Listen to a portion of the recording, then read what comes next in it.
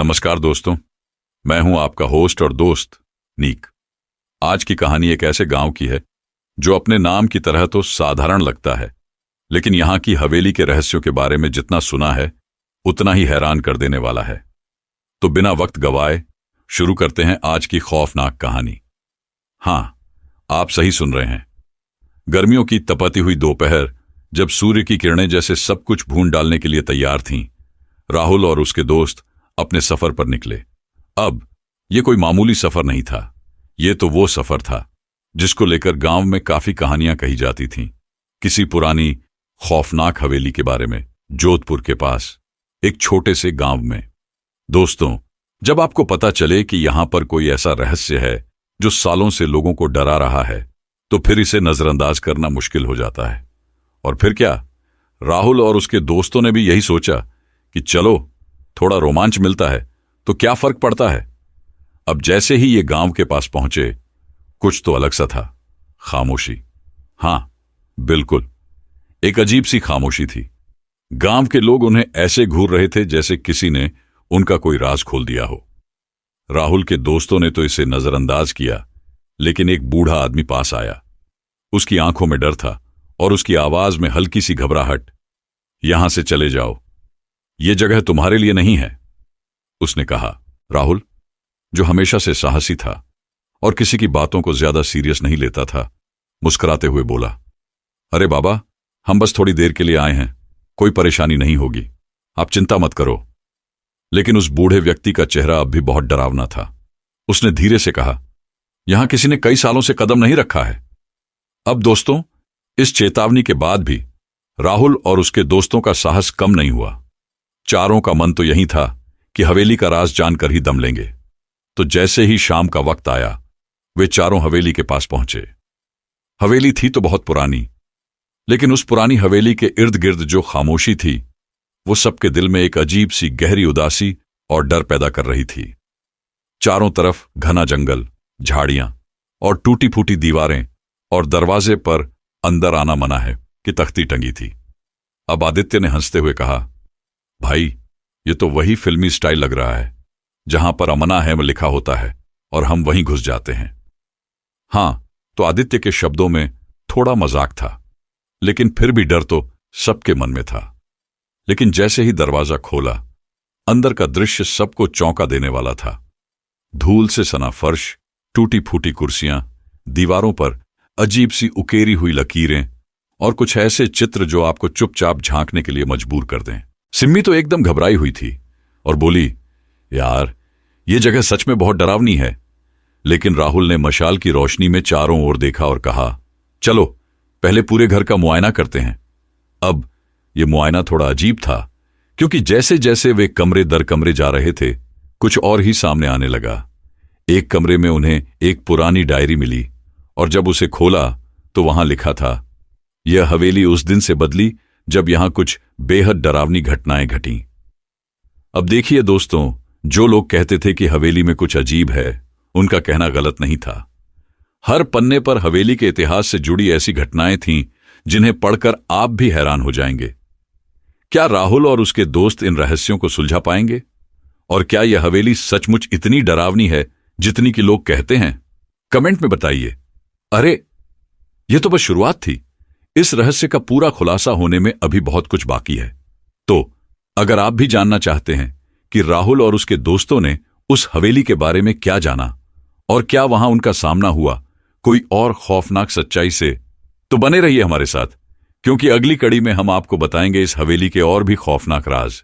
ध्यान रखिए, कुछ जगहें कभी नहीं बदली जाती। हो सकता है यह हवेली भी उन्हीं जगहों में से हो जिनका रहस्य कभी नहीं खुलता। अगर आप भी किसी ऐसी खौफनाक जगह पर गए हैं तो हमें जरूर बताइए, और शायद अगली बार हम उसी जगह का राज खोलने के लिए निकलें। दोस्तों, अब हम उस हवेली के अंदर का सच जानने जा रहे हैं, जो न सिर्फ रहस्य से भरी हुई थी, बल्कि एक डरावनी कहानी भी अपने अंदर छुपाए बैठी थी। राहुल और उसके दोस्तों का साहस कभी कमजोर नहीं पड़ा था। एक रात जब वे हवेली के अंदर घूम रहे थे, तो अचानक उनका सामना एक बहुत बड़े हॉल से हुआ। हां, उसी हॉल से जो हमेशा से उनके लिए एक अनसुलझी पहेली बना हुआ था। अब इस हॉल की बात करें तो चारों ओर सन्नाटा और अंधेरा था। हवा में कुछ ऐसा था जैसे हवेली खुद किसी से कुछ कह रही हो।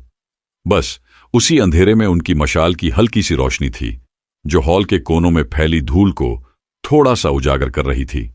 और बीच में एक पुराना संदूक रखा हुआ था, जो मानो उस हॉल का सबसे बड़ा राज था। पायल, जो पहले से ही डरी हुई थी, धीमे से बोली, "ये संदूक, इसके अंदर क्या हो सकता है?" राहुल ने एक लंबी सांस ली, शायद थोड़ा साहस जुटाते हुए कहा, "पता करने का एक ही तरीका है।" और फिर क्या? राहुल ने उस संदूक का ढक्कन धीरे धीरे खोला। अंदर एक पुरानी डायरी और कुछ अजीब चीजें पड़ी हुई थीं। अब दोस्तों, उस डायरी के पहले पन्ने पर जो लिखा था, उसे पढ़कर तो जैसे हमारे रोंगटे खड़े हो गए थे। पन्ने पर लिखा था, "ये उस परिवार की कहानी है जो इस हवेली में रहता था।" राहुल ने पन्ना पलटा और हम सबको वो डायरी का अंश पढ़कर सुनाया। "कई साल पहले इस हवेली में एक धनवान परिवार रहा करता था। उस परिवार की बेटी अनन्या, जो न केवल सुंदर थी बल्कि समझदार भी थी। और एक दिन इस लड़की को गांव के एक लड़के अर्जुन से प्यार हो गया। ये प्यार भी दोस्तों वैसा ही था जैसा हिंदी फिल्मों में दिखाते हैं, गरीब लड़का और अमीर लड़की जिनका प्यार समाज को मंजूर नहीं होता। इस कहानी में भी कुछ ऐसा ही था। अर्जुन गरीब था और अनन्या के पिता को यह रिश्ता बर्दाश्त नहीं हुआ। गांव के लोगों ने अर्जुन का मजाक उड़ाया और अनन्या के पिता ने तो उसे खुले तौर पर धमकी भी दी कि वह उनकी बेटी से दूर रहे। लेकिन दोस्तों, गालिब ने कुछ ठीक ही कहा है कि ये इश्क नहीं आसान, बस इतना समझ लीजिए, एक आग का दरिया है और डूब के जाना है। ठीक वैसे ही इस प्यार को रोक पाना आसान नहीं था।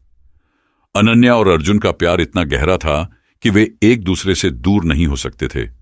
फिर एक रात अनन्या के पिता ने कुछ लोगों को भेजकर अर्जुन को हवेली के पास पकड़वाया और बेरहमी से उसकी हत्या करवा दी। अनन्या ने यह सब नहीं देखा, लेकिन जब उसे पता चला तो वह सहन नहीं कर पाई।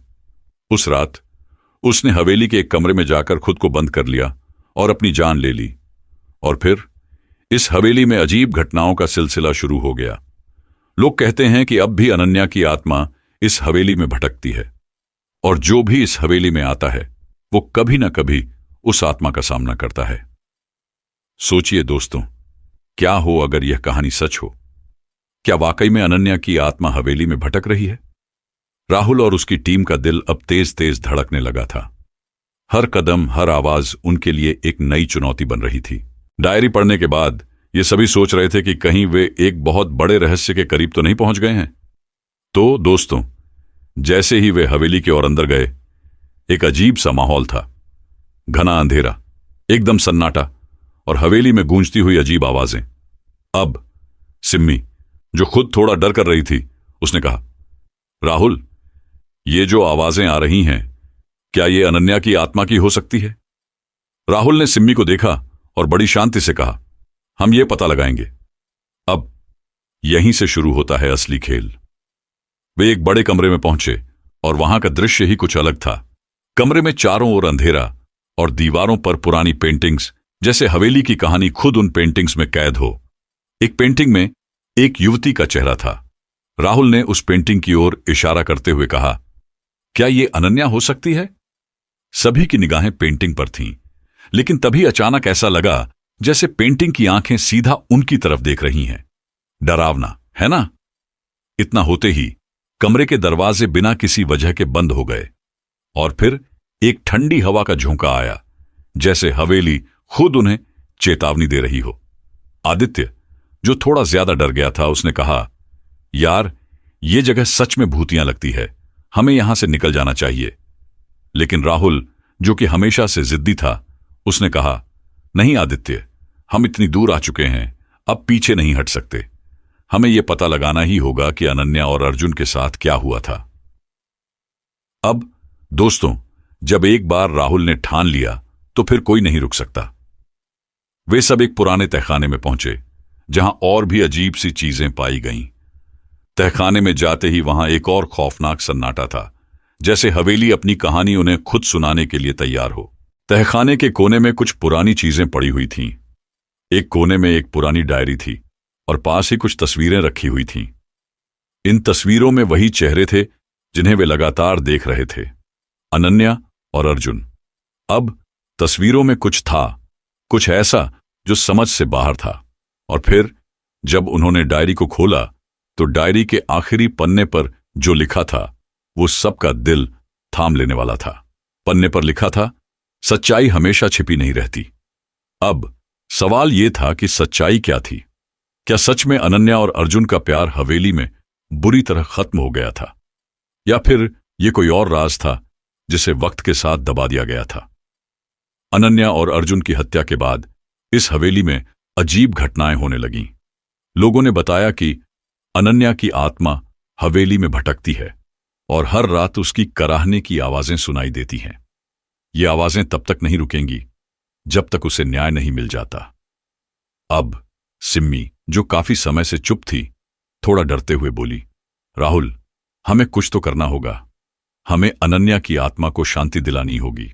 राहुल, जो हमेशा की तरह थोड़ी साहसिक स्थिति में था, उसने दृढ़ता से कहा, हां सिम्मी, हम इस रहस्य को सुलझाए बिना नहीं जा सकते। अब हम पीछे नहीं हट सकते।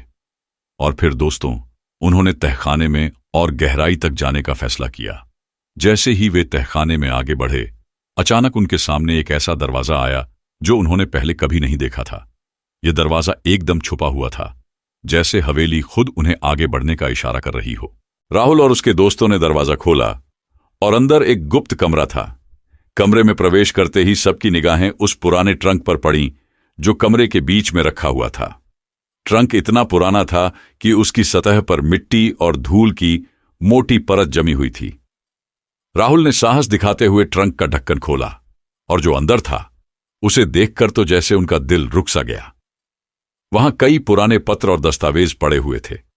इन दस्तावेजों में हवेली के मालिक के काले कारनामों के सबूत थे। दस्तावेजों में साफ लिखा था कि हवेली के मालिक ने अर्जुन को मारने का आदेश दिया था। और सबसे चौंकाने वाली बात, इन दस्तावेजों में यह भी था कि अनन्या को बंदी बना लिया गया था ताकि वह अर्जुन के बारे में कुछ न कह सके। अब राहुल और उसके दोस्तों को यह समझ में आ गया था कि हवेली के मालिक के बुरे कर्मों की वजह से अनन्या की आत्मा को शांति नहीं मिल पा रही थी। उसका दर्द और उसका प्रतिशोध हवेली में गूंज रहा था और वो तब तक नहीं रुकेगा जब तक उसे न्याय नहीं मिल जाता। अब सवाल यह था कि क्या राहुल और उसके दोस्तों के पास वह साहस और शक्ति है कि वे इस गहरे रहस्य को सुलझा सकें? क्या वे अनन्या की आत्मा को शांति दे पाएंगे, या फिर हवेली का यह भयावह सच और भी डरावना साबित होगा? तो दोस्तों, अब हम उस मोड़ पर आ गए हैं जहां राहुल और उसके दोस्तों ने यह फैसला किया कि अब और देर नहीं की जा सकती। जो कुछ भी उन्होंने हवेली में देखा और महसूस किया वो इतना खौफनाक था कि उन्होंने तय किया कि अब वे गांव के प्रमुख के पास जाएंगे और सब कुछ सामने रखेंगे। जैसे ही वे हवेली से बाहर निकले, रात का अंधेरा और भी घना हो गया था। हवा में एक अजीब सा सन्नाटा था, जैसे हवेली खुद उनकी अगली कार्रवाई पर नजर रखे हुए हो। सच्चाई सामने लाने का एक ही रास्ता था और वो था गांव के प्रमुख तक यह दस्तावेज और कहानी पहुंचाना। अब राहुल और उसके दोस्त पहुंच गए प्रमुख के घर। जैसे ही प्रमुख ने दस्तावेजों को देखा, उनके चेहरे पर हैरानी और दुख दोनों थे। उन्होंने कहा, यहां बहुत बड़ा अन्याय हुआ है, हमें इसके बारे में कुछ करना होगा। अब प्रमुख ने गांव के लोगों को एकत्रित किया। सबका ध्यान खींचते हुए उन्होंने सबके सामने पूरी सच्चाई रखी। यह हवेली हमारे गांव के लिए एक अभिशाप बन चुकी है, लेकिन अब समय आ गया है कि हम इस अन्याय का अंत करें और अनन्या की आत्मा को शांति दिलाएं। प्रमुख ने गंभीर स्वर में कहा। सभी गांव वाले समझ गए थे कि अब इस भयावह सच को खत्म करने का वक्त आ गया था। और फिर सबने मिलकर हवेली के अंदर एक पूजा का आयोजन करने का फैसला किया। अब दोस्तों, जब पूजा का दिन आया तो सब लोग एकजुट हो गए। पुजारी ने हवेली में कदम रखा और सबने मंत्रोच्चार करना शुरू किया। हवेली के अंदर एक अजीब सा माहौल था, जैसे कोई भारी आंतरिक शक्ति धीरे धीरे जाग रही हो। जैसे जैसे पूजा आगे बढ़ी, हवा में एक अलग सा कंपन महसूस हो रहा था। फिर अचानक जैसे ही पूजा खत्म हुई, हवेली के अंदर से एक तेज रोशनी का झोंका आया। वह रोशनी इतनी तेज थी कि सबकी आंखें चौंधी आने लगीं। और फिर एक अजीब सा बोझ जो कई सालों से हवेली पर लदा था, अचानक हल्का हो गया। ऐसा लगा जैसे किसी ने हवेली के ऊपर से एक भारी पत्थर हटा दिया हो। राहुल और उसके दोस्तों ने एक पल के लिए खामोशी महसूस की। उन्होंने महसूस किया कि कुछ बदल चुका था। एक बहुत बड़ी खामोशी सी छाई थी, जैसे अनन्या की आत्मा को अब शांति मिल गई हो। हवेली में जो अजीब घटनाएं कभी हुआ करती थीं, वे अब खत्म हो चुकी थीं। और फिर हवेली में एक नई सुबह का एहसास हुआ, एक ऐसा सवेरा जो अब गांव वालों के लिए उम्मीद लेकर आया था। राहुल ने गहरी सांस लेते हुए कहा, हमने जो किया वह सिर्फ अनन्या और अर्जुन के लिए नहीं था, बल्कि हमारे गांव के लिए भी था। अब हवेली में एक नई शुरुआत हो सकती है, एक ऐसी शुरुआत जो डर और भय से मुक्त हो। दोस्तों, यह कहानी बस यहीं खत्म नहीं होती। यह हमें यह सिखाती है कि कभी कभी कुछ घटनाएं इतनी गहरी होती हैं कि उनका असर एक पूरे समुदाय पर पड़ता है। लेकिन अगर हम मिलकर सच का सामना करें तो किसी भी अंधेरे से निकलकर हम उजाले में जा सकते हैं। दोस्तों, अब हम उस पल तक पहुंच चुके हैं जब हवेली में सब कुछ बदल चुका था। पूजा के बाद गांव में एक नई उमंग और खुशी की लहर दौड़ गई। अब लोग बिना किसी डर के हवेली के पास से गुजरने लगे थे। ये वो हवेली थी जो कभी डर और रहस्य का गढ़ थी, लेकिन अब वह जगह नई उम्मीद और शांति की प्रतीक बन गई थी। राहुल और उसके दोस्तों ने जब यह महसूस किया कि उन्होंने अनन्या और अर्जुन को न्याय दिलाया है, तो उन्हें यह भी समझ में आया कि उन्होंने सिर्फ 2 लोगों के लिए नहीं, बल्कि पूरे गांव के लिए एक नई जिंदगी की शुरुआत की है। इस सफर में उनके साहस ने न सिर्फ एक रहस्य को उजागर किया, बल्कि पूरे गांव को एक नया जीवन भी दिया। अब गांव के प्रमुख ने राहुल और उसके दोस्तों को एक खास सम्मान दिया। उनका कहना था, तुम्हारी बहादुरी और सत्य के प्रति संकल्प ने हमें यह नई शुरुआत दी है। तुम्हारे प्रयासों से हमें यह सबक मिला है कि सच्चाई को हमेशा जीत मिलती है। राहुल और उसके दोस्तों के लिए यह एक बेहद भावुक पल था। उन्होंने सोचा था कि शायद यह सब एक डरावनी कहानी से ज्यादा कुछ नहीं होगा, लेकिन अब वो ही कहानी पूरे गांव की जिंदगी का हिस्सा बन चुकी थी। अब समय था घर लौटने का। राहुल और उसके दोस्त हवेली से निकलकर गांव के रास्ते पर चल पड़े। रास्ते में सिम्मी ने कहा, यार, यह अनुभव हमारी जिंदगी का सबसे अद्भुत और साहसी समय था। मैंने कभी नहीं सोचा था कि हम किसी दिन इतनी बड़ी घटना का हिस्सा बनेंगे। हमने कुछ ऐसा किया जो हमेशा याद रहेगा। आदित्य ने मुस्कुराते हुए कहा, हां, और अब हम कहानियों में हीरो बन गए हैं।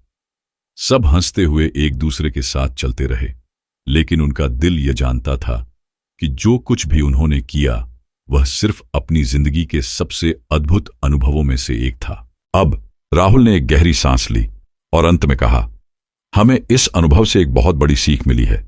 कोई भी रहस्य हमें डराने के लिए नहीं होता, वह हमें समझने और सुलझाने का मौका देता है।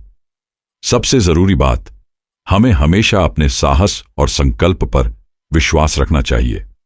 जैसे जैसे वे गांव से निकलकर अपने घर की ओर बढ़ रहे थे, उनकी आत्माएं खुश और संतुष्ट थीं।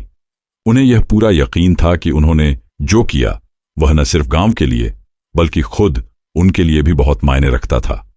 और यही कारण था कि वे अब अपनी यात्रा के बारे में हमेशा गर्व से बात करेंगे। तो दोस्तों, राहुल और उसके दोस्तों की यह रोमांचक यात्रा हमें यही सिखाती है कि हमें अपने डर का सामना करना चाहिए और सच्चाई के लिए लड़ना चाहिए। चाहे हालात कितने भी भयानक क्यों ना हों, अगर हम साहस और संकल्प के साथ आगे बढ़ते हैं तो हम किसी भी समस्या का समाधान पा सकते हैं। क्या आपको यह कहानी पसंद आई? अगर हां, तो जरूर बताना, क्योंकि मैं हमेशा तैयार हूं किसी नए रोमांचक और दिलचस्प विषय पर बात करने के लिए। चलिए, अगली बार फिर मिलते हैं एक और दिलचस्प कहानी के साथ। तब तक के लिए अपना ख्याल रखना और साहस के साथ अपने डर का सामना करते रहना।